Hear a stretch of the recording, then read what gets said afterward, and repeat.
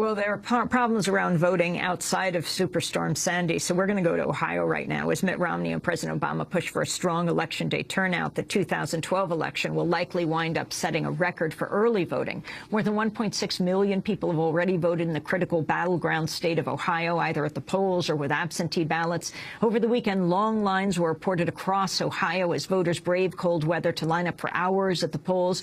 Ohio Republican Secretary of State John Husted, meanwhile, has issued a new last-minute directive that would disqualify ballots not accompanied by a form accurately documenting the type of identification used. Joining us now from Cleveland is Nation reporter Ari Berman, who's been tracking the new spate of voter ID laws. He's contributing writer for The Nation magazine, author of Herding Donkeys, The Fight to Rebuild the Democratic Party and Reshape American Politics. His latest piece in The Nation is called 11th Hour GOP Voter Suppression Could Swing Ohio. What's happening in Ohio, Ari?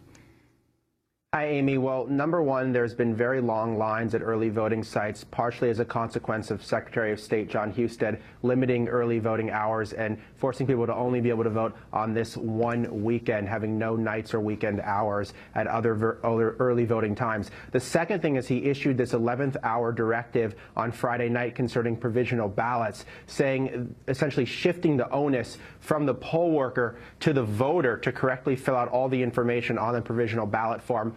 If they don't fill out that information correctly, the ballots will be tossed. This is very significant because there was 207,000 provisional ballots cast in Ohio in 2008. 40,000 of them were discarded. It's likely that the number of provisional ballots are going to increase substantially in 2012. So we're looking at a situation where a lot of ballots could be wrongly cast. That could be larger than the margin of victory if Ohio's close. And the last thing is that provisional ballots aren't even counted in Ohio till 10 days after the election. So we could be facing a very lengthy recount in Ohio if provisional ballots could decide the margin of victory here.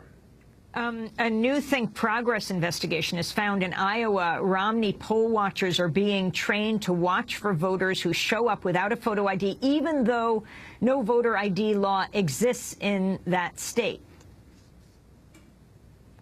Yeah, this is something we've seen not only in Iowa, but also in Wisconsin. You also have the group True the Vote, the Tea Party group, urging their members to challenge voters in states like New Mexico, saying they need an ID when they don't need an ID. They're also urging their members to become GOP poll workers so they could actually be inside the polling place on Election Day. They're urging, for example, in Columbus, that their members be allowed inside the polling place, which create a lot of chaos on Election Day. I haven't in Cleveland heard many reports of True the Vote people challenging voters during early voting. There's only one early voting site in Cleveland, so it's pretty easy to keep track of what's happening. But come Election Day, there's going to be a lot of different sites, and that's, I think, when you could see the potential for a serious amount of chaos and confusion. People in Florida have reportedly waited as long as 8 hours to vote early, prompting state Democrats to file an emergency lawsuit Sunday morning. The suit seeks extended voting hours because of inadequate polling facilities. One disgruntled Florida voter said the long early voting line amounted to voter suppression. All the suppression that is happening in this country cannot be allowed to continue. Let us vote! Let us vote! Let us vote! Let us vote! That's Florida. If you could talk about Florida and then also bring it back to Ohio. We have this video of Greg Palast, the investigative journalist in Montgomery County, at an early voting line that just snakes through this one area. You know, the line is endless, and yet there are only a few hours to vote in Ohio. But start with Florida, Ari. Sure. Well, Florida in 2012 is looking a lot like Florida in 2000. What Governor Rick Scott and the Florida Republicans did after the 2010 election is they cut early voting hours and days from 14 days to 8 days, including on banning it on the Sunday before the election when black churches historically mobilized their constituents. Voting rights advocates said this is going to cause a lot of very long lines and confusion. That's exactly what happened yesterday when some counties reopened their polling places, even though they weren't supposed to have them open according to the governor. governor.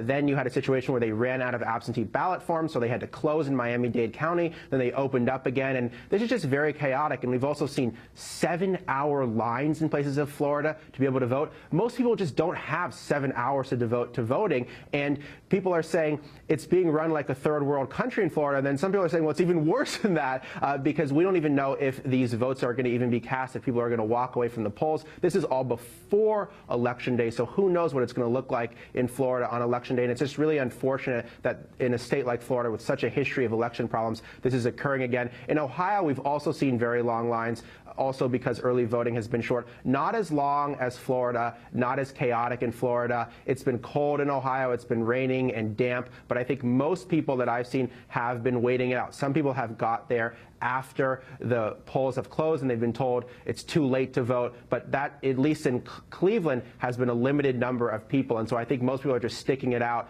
and realizing that these long lines are just something that they're going to have to deal with right now as a result of the decisions made by the Secretary of State. Ari Berman, I want to thank you for being with us, contributor writer for The Nation magazine. We'll be doing a Democracy Now! Election night special from 7 Eastern Standard Time to 1 in the morning. That's Eastern Time. Many of your stations will be running it at